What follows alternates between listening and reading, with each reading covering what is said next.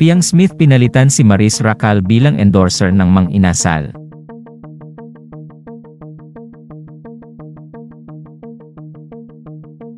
Viral ang latest Instagram Reels ni PBB Gen 11 big winner Piang Smith. Ito ay matapos niya i-endorso ang Mang Inasal.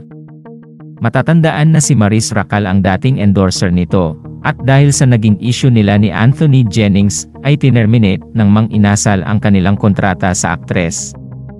At ngayon nga ay tila may nakuha na ang Mang Inasal na bagong endorser, ito nga ay si Piang Smith.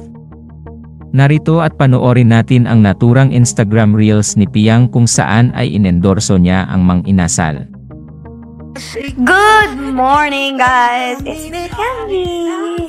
Busy day na naman tayo ngayong araw dahil sobrang daming schedule na naman. Kaya naisipan kong mag-mini vlog for you guys. Di wow.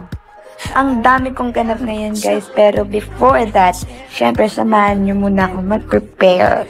So ayan, for the skincare lang ang babae. Sobrang OA mo talaga. Syempre ate, dahil everyday tayo naka-makeup, kailangan mag-skincare and hindi natin pwede kalimutan mag-breakfast ng pinakamasarap na breakfast sa all over the world. Look, alam niyo ba recently, ang cravings ko talaga is Mang Inasal. Talagang overload yung cravings ko. Paglabas ko kagad ng PNK, ito talaga yung first na hinanap ko. At tingnan nyo naman, sobrang paray go to mo, bebs. Gusto ko din kasi guys matry yung bago nilang Almusol.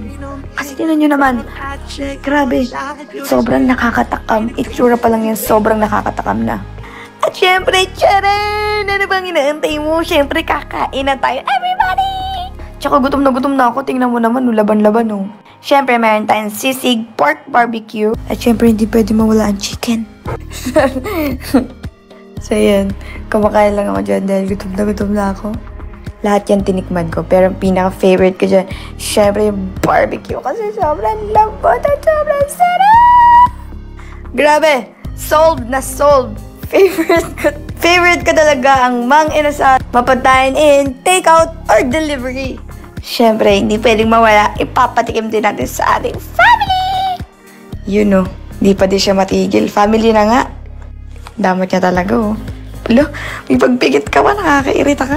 Ayan na nga, kumakain na si Bebe Pearl. Yan o, kinakain niya guys yun. Siyempre yung chicken, kasi favorite niyan sa Mang Inasal talaga. Tinan mo, tuwang-tuwa siya oh.